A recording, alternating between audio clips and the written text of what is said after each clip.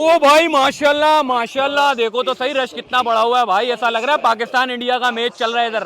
Hockey stadium में Pakistan India का match शुरू होने वाला है भाई। चेक करो कितना रश है यार, माशाल्लाह पूरा ग्राउंड भर दिया भाई ये सैलानी वालों ने।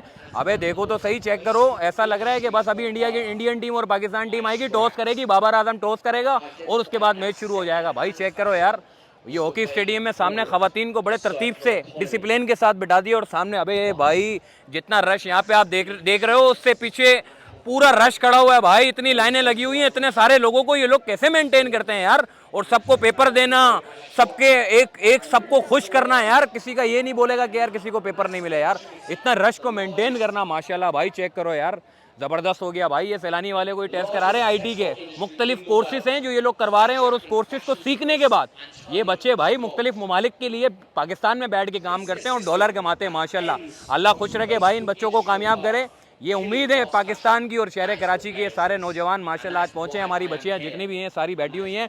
और भाईजान आज टेस्ट की टाइम है और सैलानी वाले जो है वो टेस्ट करवा रहे हैं माशाल्लाह माशाल्लाह। फ्री ऑफ कॉस्ट ये टेस्ट होता है। अभी हम बात करेंगे यहाँ की इंतज़ामिया से भी, कोशिश करेंगे उनसे भी बात करें। माशाल्लाह ऐसा लग रहा है पाकिस्तान इंडिया का मैच कराने जा रहे हैं यहाँ पे ये लोग।